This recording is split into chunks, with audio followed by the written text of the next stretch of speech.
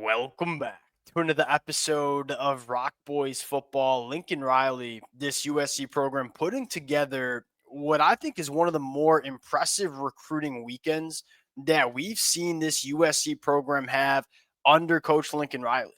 Now, we talked about the offensive names that will be on campus on Wednesday. I told you guys I'd have this one out by Friday with the defensive names. I had some things I had to take care of, so I apologize. We're getting it done Saturday morning. Now, where I want to start here is for the USC fans who've been rocking with the fellas for a long time, we've talked this program on the recruiting trail a lot. And one of the biggest frustrations I think all of us had is, hey, this is USC. This is the state of California. This is one of the most talented states in the country when it comes to high school talent. And it seems like the first couple of years for Lincoln Riley, it was not being maximized in terms of what USC could do in the state of California on the recruiting trail. And we all said, hey, if Lincoln Riley is going to make it work at USC, there needs to be a fundamental shift in terms of prioritizing your own backyard. It's early in 2026.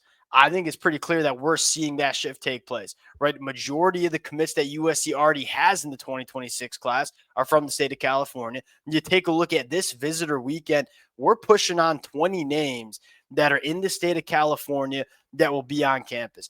If they can get the state of California, get that pipeline back to USC, we say it all the time. The sky's the limit for this program, and it's really cool to see USC prioritizing their backyard.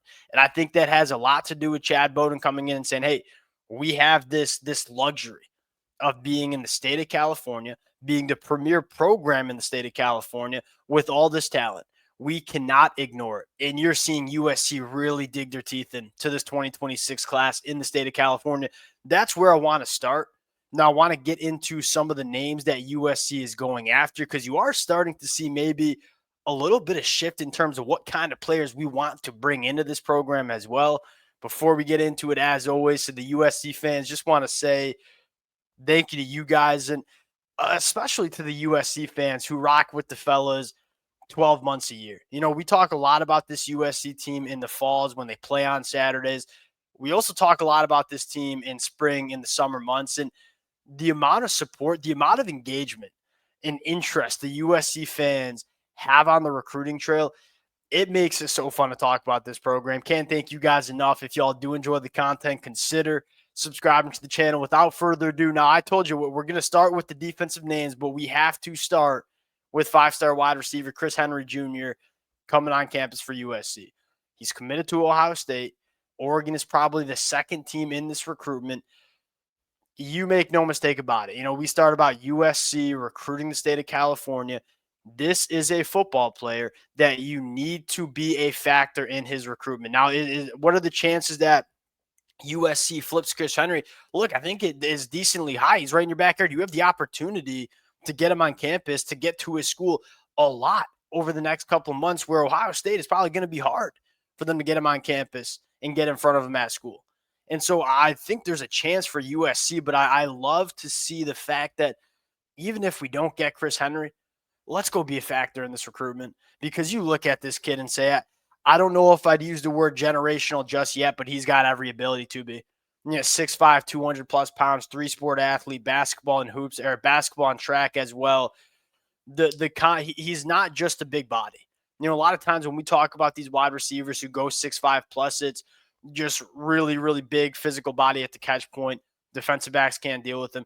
Yeah, that's certainly a factor with Chris Henry, but how smooth this kid is as a wide receiver, how he can create separation at that size, it makes him just the definition of a matchup nightmare. There's a very good chance he finishes as the number one wide receiver in the 2026 class. And if USC can not necessarily make up some ground, but continue to dig their teeth into a guy like Chris Henry, I think it'd be big. And you look at USC and say, we got the quarterback play, right? Five-star quarterback Hassan Longstreet coming in, potentially the commitment of Ryder Lyons in the 2026 class. These wide receivers, they care about the quarterbacks that are going to be around them. USC has that. And I think they have a lot to sell to Chris Henry Jr. We'll see how this one takes place over the next couple of weeks and months. My personal opinion, this recruitment is nowhere near done. I love to see USC becoming a factor. Now, let's get into some of these defensive names. I want to start with Xavier Griffin. And just really quickly, why I'm talking about a kid that's committed to USC is we all know he's from the state of Georgia. We all remember what happened with Justice Terry and Isaiah Gibson 12 months ago. They commit to USC in the spring, but then they don't make it back onto campus. And look, when you're talking about five-star guys in the state of Georgia, Kirby Smart, Hugh Freeze, Kalen DeBoer, they are going to be in contact with Xavier Griffin up until he signs his papers. And the biggest problem with Justice Terry and Isaiah Gibson, they never made it back to USC. They committed to USC on their visit, never made it back, and eventually ended up decommitting. Getting Xavier Griffin back on campus, really, really big. I think secondly, like Rob Ryan just got to be drooling over this kid. And you look at 6'3", 200 pounds, flies around the football field, can rush off the edge, play off-ball linebacker. Bona fide stud in the 2026 class, and getting him back on campus, continuing to make sure you're protecting that commitment, really big deal. Next one I want to talk about, in-state kid Devon Benjamin. Hey, USC is doing some work in Oaks Christian. Devon Benjamin, what I love most about him is he could play cornerback, could play safety. I like him the best at safety because he has that cornerback background, and he has a sub-11 second in the 100-meter dash going back to his high school or freshman year of high school. This is a safety that can cover. And the biggest problem I think you had with a guy like Achille Arnold last year is, look, Danton Lynn wants to get creative. He wants to send some pressure. When you want to be a creative defensive coordinator, when you want to be an aggressive, creative defense, you need safeties that can hold up in coverage. Achille Arnold couldn't, because he just couldn't run with a lot of wide receivers. I look at Devon Benjamin and say, yeah, he'll probably play safety because I love the instincts and the range that he has in the back end. Love what he can do coming up into the tackle box and supporting the run. But he can also cover and match up man-to-man. It's something that's becoming really important for these safeties at the college level. It's hard to find safeties that can hold up in man coverage, but when you do have safeties that can do it, it opens up a lot of toolboxes, a lot of tools in the toolbox in terms of what you can do on defense. I think the lack of ability to hold up in man coverage for the USC safeties, specifically Achille Arnold, Kamara Ramsey did a good job, was a problem in 2024. A guy like Devon Benjamin goes a long way in solving those problems. Another name I want to talk about, arguably one of my favorite linebackers in this class, Talona Illy. And this one sounds like Oregon is in the lead, but I think this is USC's chance to get back into it with the kid from the state of California, one of the best players in the state of California. Another one of those, this is kind of what we're looking for in our off-ball linebackers. We are prioritizing athleticism. Think back to a guy like Matai Togiai in the 2025 class. Think about Xavier Griffin and this kid here. We need linebackers that can operate in space. You go back to the 2024 year, a guy like Mason Cobb and even really Easton Mascarenas Arnold to an extent, they were just shorter, slower linebackers that couldn't run with a lot of players in space. The landscape of college football on the offensive side of the football is, hey, how can we get our playmakers in space with the football in our hands? And if you want to be a defense that can deal with some of the elite offenses that are trying to do that, you need linebackers that can fly around the football field. At 6'3", 215, you're not going to find many better athletes at the off-ball linebacker position, and you love the versatility. Talk about another guy that Rob Ryan's looking at and saying, let me get my hands on him. You turn on the film and say he's playing a little nickel. He's coming off the edge, playing off-ball linebacker, can do a lot of different things for you at the off-ball linebacker spot, but most importantly, he's an elite caliber athlete. Next one I want to talk about, Simote Katagona. And I'm sorry if I got that. I practiced that before we went live. Probably messed it up. I apologize. Another in-state kid from the state of California. Where you start with him is traits. 6'5", 240, 80-inch wingspan. What fascinates me about this kid is I first look at the physical, the height weight. Okay, he's a rising senior. He's 6'5", 240 already, closer to 250 from what I read. I kind of immediately thought, all right, he's probably going to move to the inside when he gets to college. Then you turn on the film and say that first step in that length off the line of scrimmage coming off the edge, I like this kid kind of sitting out there on the edge, and maybe a guy that you kind of start on the edge and then on third and longs and those pass rush situations, you kick inside and have him work on the inside. My biggest takeaway from him is it's really easy to look at that frame and say, yeah, he's going to work on the inside when he gets to college. Yeah, maybe so. But I'm not trying to pigeonhole him there. What I'm going to do is, hey, let's look at how the body naturally develops over the next 6 to 12 months when he's coming out of high school. What does he look like? I don't think you just load weight on this kid and put him inside just because he's 6'5", because he's a really good athlete that can do a lot of good things off the edge. He gives you that versatility because there's a very good chance maybe he's 270 when he's playing a senior year and said, all right, we moving you inside.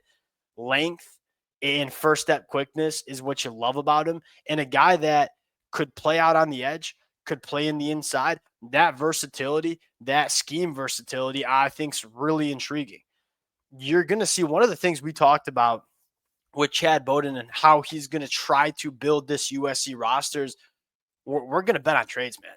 The guy, football at the end of the day is a height, weight, speed sport. Give us the really big players who are really fast and really good athletes. We'll make them good football players, but give us the good athletes. That is how Chad Bowden went about building this Notre Dame roster. And he says, hey, let's just fill it up with big, fast players, and we'll see how it works out. That's probably what you're going to see from USC too. This is one of those guys. I don't know if he plays the 3 tech. He might stay out on the edge. Don't really care. Really good football player with some really intriguing physical traits. Let's go bet on this kid. Last guy we'll talk about, Sean Scott. This is big for a couple of different reasons. One, another modern day kid, but more importantly, he is a pass rush specialist out of high school. And a lot of these kids coming out of high school are just bigger, stronger, faster than the kids trying to block him. So they're not really that polished of pass rushers. They're just good at rushing the passer because they're really, really athletic kids. This kid's tool bag in terms of pass rush moves, elite. Swim moves, spin moves, speed to power, arm chime. He has such a diversity of ways to getting after the quarterback. And this is, to me, the biggest thing that USC was missing in 2024. They didn't really have that elite edge rusher. And, Cam Fountain kind of emerged at that guy later, but he was a true freshman, not a guy you wanted to rely on to be your best pass rusher. We need guys that when we get teams into third and longs, we know we have guys who can win up front. Sean Scott's that guy. I don't know how much he plays against the run, but he's a guy that you can trot on the football field in those third and obvious passing situations and say, pin your ears back, get after the quarterback, so we don't have to bring 6 guys every time. USC had to rely on bringing pressure in 2024 because they didn't really have those elite pass rushers on the defensive line.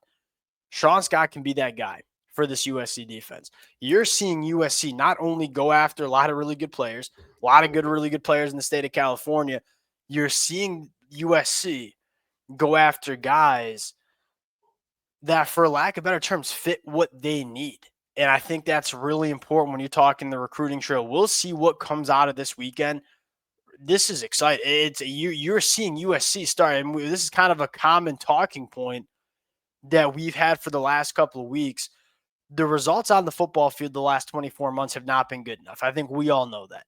There's been some stuff in the offseason and off the football field that have concerned us in terms of USC just not really operating like a national championship caliber team.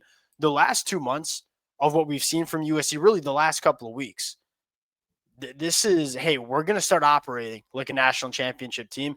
That's going to pay off on the football field, whether it's in 2025 or 2026. That type of operation off the football field in the offseason will pay dividends on the football field. You are starting to see USC really operate the way we're looking for this team to operate. We'll close it down there. Appreciate you guys rocking with it again. It's been a blast talking this football team. The amount of support y'all have shown, it has been amazing. If y'all do enjoy the content, consider subscribing to the channel. We'll talk to y'all later.